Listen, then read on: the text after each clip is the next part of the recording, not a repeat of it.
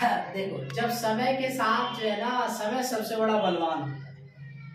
अब चेन्नई की टीम को अभी हर लोग क्रिटिसाइज कर रहे हैं, सबसे ज्यादा जो है धोनी, महेंद्र सिंह धोनी, महेंद्र बाहुबली, थाला भाई, थाला फॉर रीजन।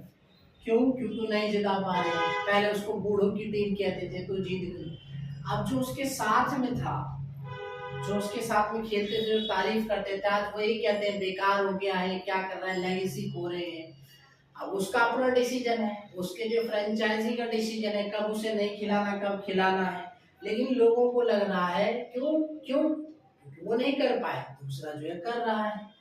तो सबका अपना अपना विषय है। ठीक, अब अगर इस साल अगर चेन्नई नहीं भी कर पाई तो बहुत दिक्कत है, क्योंकि सबको पता है कि चेन्नई जो है ना, अगर धोनी निकल जाए, धागा अगर निकल जाए, मोती कितने भी अच्छा है तो जो है माला नहीं बन सकती। तो इसीलिए धोनी जो है धागे की तरह है, भले ही कि कुछ ना कर पाए, हर तरह से तो काम कर ही रहे हैं, बट लोगों की अपनी अपनी सोच है।